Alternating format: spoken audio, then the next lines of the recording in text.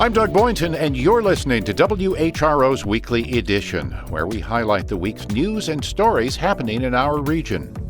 There's plenty to cover in this week's program. Anxiety over President Trump's executive orders is permeating the Department of Veteran Affairs, which is struggling to fill medical positions. International Holocaust Remembrance Day is in late January, but the Hampton Roads Commission works to remember year-round. History can be erased and it can be altered, which is frightening to all of us. We want students to be truth seekers, and we try to make that truth available to them. And Williamsburg is set to have a tool to help boost resilience to economic and social challenges.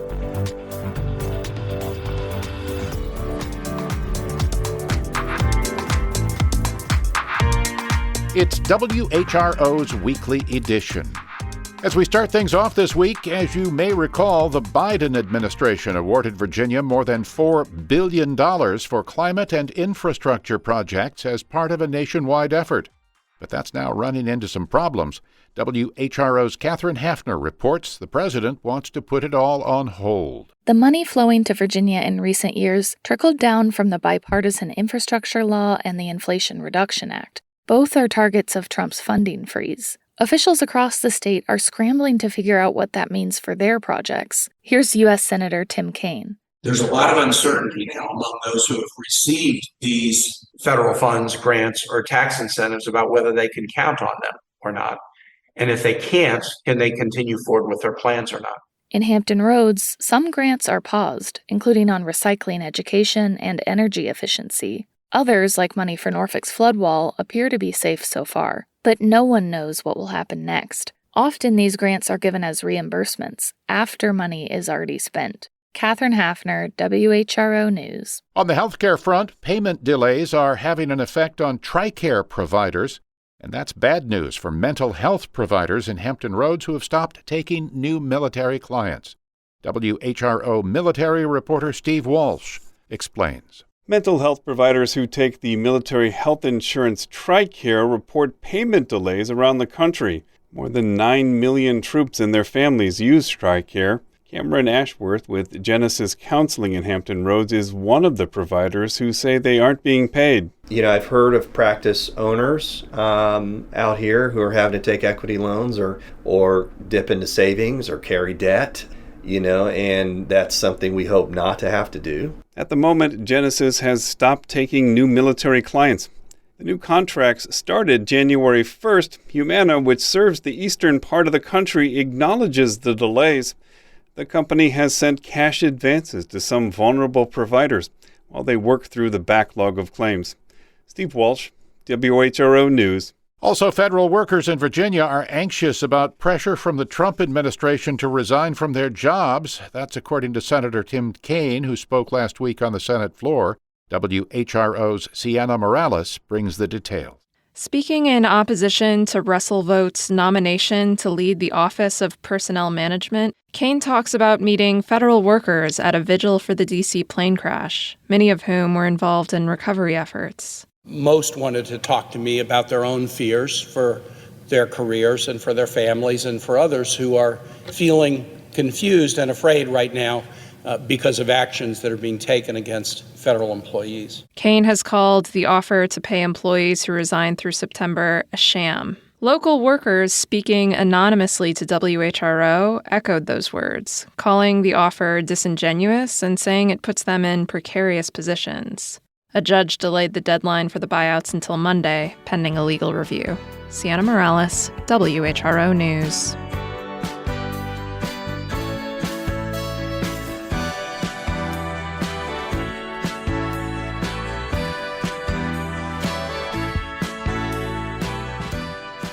And other federal workforces are experiencing the same concern as President Trump's executive orders cause uncertainty in many agencies, including the Department of Veterans Affairs, which was already struggling to fill positions at its medical facilities. WHRO's Steve Walsh reports on the delayed opening of a local VA clinic for the American Homefront Project. In May, VA Undersecretary Sharif Elnahal was at a ribbon cutting for a new VA clinic inside Langley Air Force Base in Virginia. It's one of two clinics the VA was planning to open in the region where The existing VA medical facilities are often old and overburdened. It's a very intentional effort that we're undertaking to enroll more veterans than ever before. And this area happens to be one of the fastest growing populations of veterans. The second clinic in Chesapeake was scheduled to open last fall, but now the VA has pushed that opening back to April 11th. The VA cites problems with permitting and weather, but hiring has also been a consistent issue. There's hundreds of different types of disciplines that run a hospital. Stacy Shorter is with the American Federation of Government Employees local, which covers the area of Hampton Roads. The union is concerned that President Trump's executive order to freeze hiring will exacerbate the problems at the VA. You know, you can't run a hospital with all doctors. Who's going to do the scheduling? Who's going to do the cleaning? Who's going to sterilize the equipment, right? You can't run an outpatient facility without all of the positions. At the VA, the federal hiring freeze has become a moving target. Shortly after the executive order was made public, the VA announced 300,000 of the roughly 485,000 VA positions would not be subject to the hiring freeze, mainly critical care positions like doctors and nurses. The Hampton Roads VA went even further, stating the entire Chesapeake Clinic is exempt from the president's hiring freeze. At the same time, the department hasn't found candidates for more than 2/3 of the 527 people needed to run that clinic, with the new opening date roughly 3 months away. Dr. Harold Cutler is a retired psychiatrist and former VA executive who once ran the mental health program in the Hampton Roads region. He says a number of things created the personnel shortage, including the expansion of VA benefits in 2022. The hiring problem at the VA did not begin with the Trump administration. The PACT Act was the icing on the cake. It was a rapid expansion, literally more than 1 million, close to 2 million new people enrolled in VA based on that. After going on a hiring spree after the law passed, the VA began cutting back last year, faced with a budget deficit. He says the price of care also ballooned under the 2018 Mission Act, which allowed more veterans to opt for care in the community. Stacy Shorter with the local union says hiring delays will have a long-term impact. It's going to turn into this cycle. We don't have the staff. We can't see the patients. Everyone's going to community care, so we send all our money out there. So even if the hiring freeze ends, we don't have any money to hire new staff. And then there is a concern about the executive order for federal employees to return to the office if they've been working at home. Sheila Elliott with AFSCME says the VA doesn't have space for workers hired specifically to work remotely or clinicians who share a single office. We don't have the space to sit everybody in a seat. We really don't.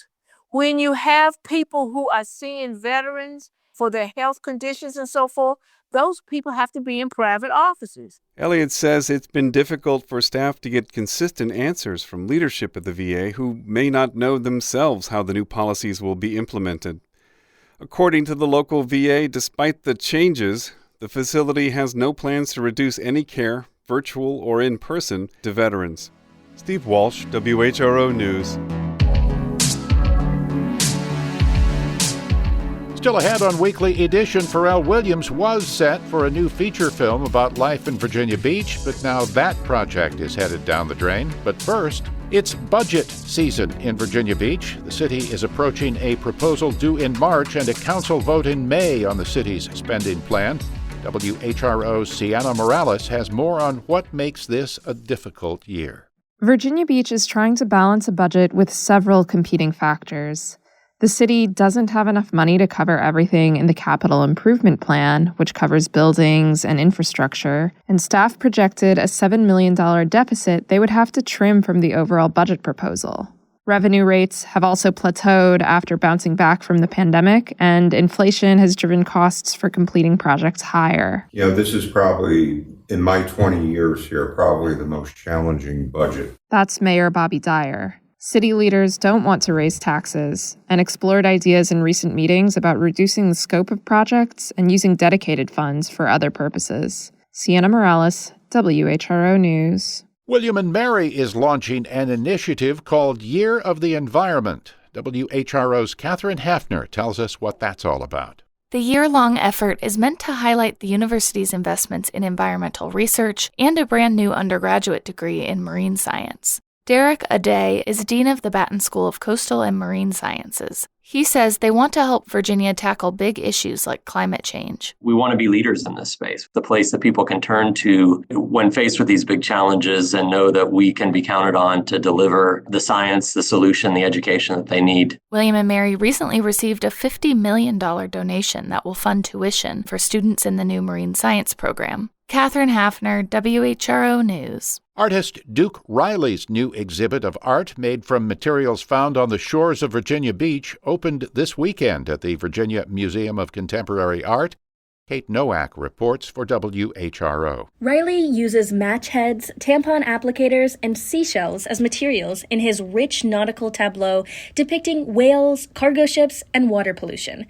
He weaves together his love of maritime history and the East Coast with humor and honesty to bring attention to the issues facing Hampton Roads. Riley explores environmental destruction at our coastlines, local naval history and adventure. Melissa Messina, the exhibit's curator and friend of the artist, had this to say. In its own kind of creative way, I think it's also inviting. That brings you in, typically with an interesting sense of humor, or you're sort of looking at these pieces and going, how did he make that? By using recognizable materials in a novel way, Riley invites us to see ourselves in his work and inspires a creative resourcefulness.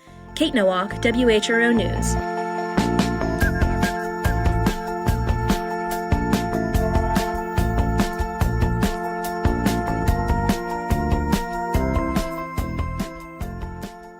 Every year, January 27th marks the International Holocaust Remembrance Day. However, for the local Holocaust Commission, the work is going year-round. WHRO's Barry Graham reports. This year's Day of Remembrance fell on the 80th liberation anniversary of the Auschwitz concentration camp. And while many stopped to reflect on that day, the Holocaust Commission of the United Jewish Federation of Tidewater works continuously to ensure that events of the era are never forgotten. Elka Mednick is director. She says their work especially targets school-aged children. One of the programs we do in schools is called What We Carry. It is a multimedia program where we utilize films, professionally produced films of Holocaust survivors who made their homes here, 2 liberators and a Righteous Among the Nations person. And we take those films and match them with members of the commission who present them to students. And then we also have suitcases, thus the name What We Carry, that have items and artifacts that are replicas of what those people had with them during the Holocaust, or items that represent their journeys. And for the 28th year, the Holocaust Commission is holding the Elie Wiesel competition to help further students' understanding of critical social justice issues. The Elie Wiesel competition is actually a writing and visual arts competition. So we accept student entries for grades 6 through 12 of essays, poetry, visual arts, whether it's painting or sculpture or multimedia, and we also accept video formats. Gail Flax is chairman of the commission. She says the competition equally educates students while at the same time allowing them to become messengers on issues of social justice. We want students to know that they have a voice. And of course, your voice is really more than just your words. It can be spoken through art. It can be in the form of an essay or poetry. And your words, they have merit and they have meaning. And that was our original intent, was to let students know that one person can make a difference. And we see that all the time.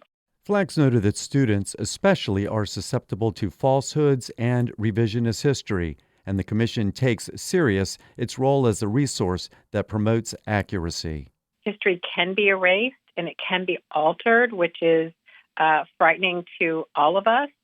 We want students to be truth seekers, and we try to make that truth available to them. So it has always been important, but I think in today's climate where they are bombarded with information, a lot of which is not true. Certainly a lot of what they hear is true, but they hear so much that is a partial truth. And we want students to be curious enough to find out the whole truth. And we like to be the resource that makes that available to them on Holocaust history. Flagg said she's looking forward to this year's competition and the student responses to a series of questions that make them deeply think. The students do continue to amaze us. Their answers, when you're a teacher, you sort of anticipate the answer. There has never been a question that went through an entire year that I was not amazed at their incredible insight.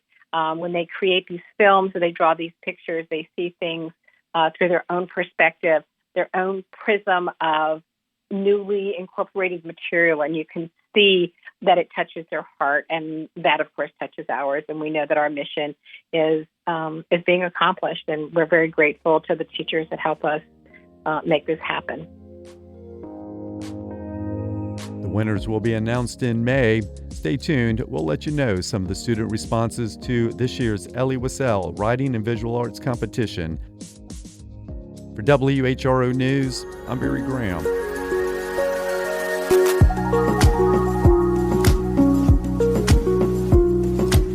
This is WHRO's Weekly Edition. Remember, for any stories you've missed, you can visit us on the WHRO smartphone app or all social media platforms. The North Carolina board that manages the state's health plan voted to allow different premiums based on state employees' salaries. WUNC's Liz Schlemmer reports. The actual monthly prices and salary bands will be set this summer. The state health plan is facing a deficit of $500 million in 2026. Tom Friedman is the executive administrator of the state health plan. The goal is to make sure we're sustainable. This isn't something we take lightly. The plan covers about 750,000 members, and about a third of policyholders work in public schools. The State Employees Association called for lowering payments to healthcare providers that charge the state health plan significantly more than Medicare rates.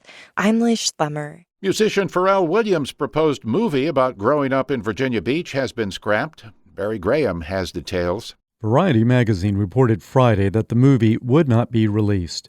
The cancellation comes just after city officials terminated the Something in the Water festival after a series of missed deadlines to announce performers and ticket sales. In October, city officials were caught off guard when Williams, who was the lead organizer for the festival, abruptly postponed the event. The movie was set in the 70s when Williams was growing up near the oceanfront. The film was in the editing process when producers announced its cancellation. It was set for release in May. Barry Graham, WHRO News. And then to Williamsburg, where a tool to help communities strengthen resilience to environmental, economic, and social challenges is on the way. WHRO's Nick McNamara reports that. The Resilience Adaptation Feasibility Tool, or RAFT, program is a project by Virginia Tech, Old Dominion, and the University of Virginia. The program can help communities in several areas, from finding ways to fight shoreline erosion and hardening infrastructure to flooding, to small business planning and even creating community gardens. The goal is to leave the community stronger, more prepared, and more connected than ever before. That's Wendy Stout, RAFT director and VTech professor. RAFT looks different in different communities, informed by local needs. The program will run for the next 18 months, beginning with an assessment of Williamsburg's planning, infrastructure, and social strengths and weaknesses. Nick McNamara, WHRO News.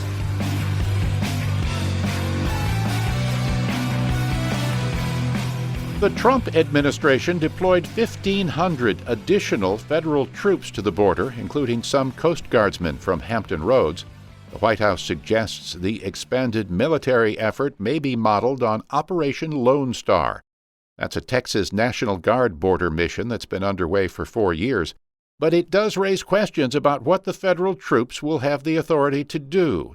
Gabriela Alcorta Solorio reports for the American Homefront Project. President Trump said he's sending military troops to the border, where he says America's sovereignty is under attack.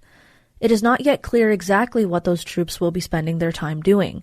But Tom Homan, who's overseeing the administration's border enforcement effort, provided a possible clue during a November visit to Eagle Pass, Texas.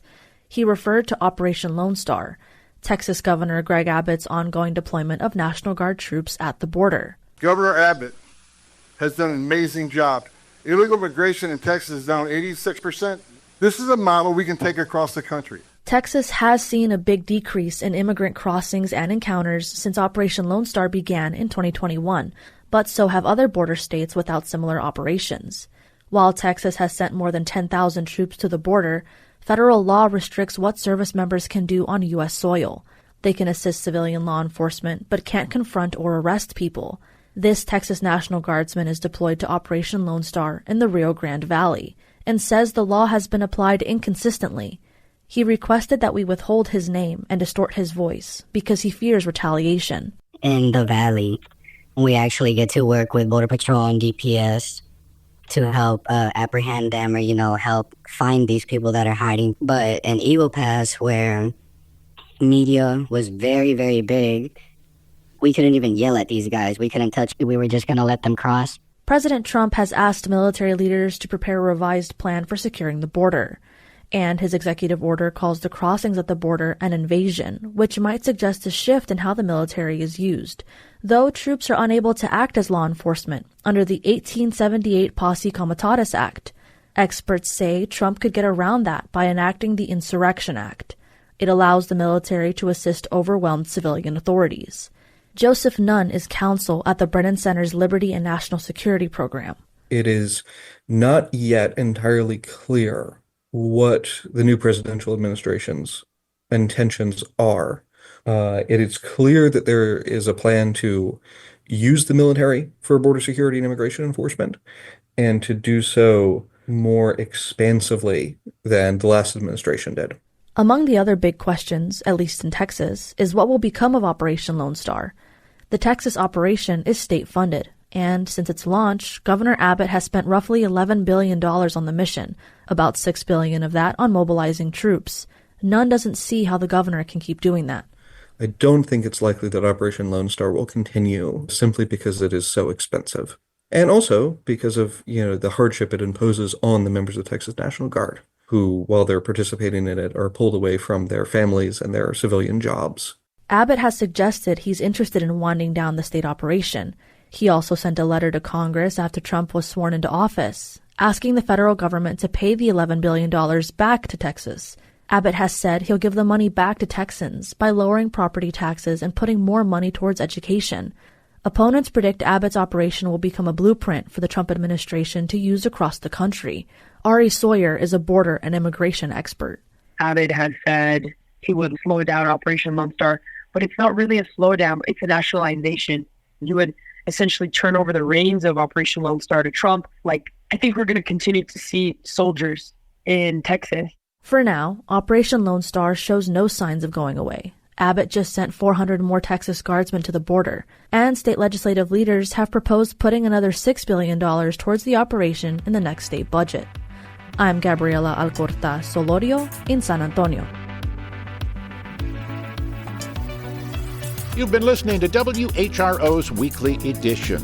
We had help today from WHRO's Sienna Morales, Steve Walsh, Ryan Murphy, Catherine Hafner, Kate Nowak, and Barry Graham. WUNC's Liz Schlemmer, and Gabriela Alcorto Solorio with the American Homefront Project. Also Connor Worley, thanks as always, he produced today's show. A reminder, you can always catch full episodes on the Weekly Edition podcast feed. You can get your news updates at WHRO.org, the WHRO Reports podcast feed, and on the WHRO mobile app. For all of us at WHRO and WHRV, I'm Doug Boynton. Stay safe. Be well.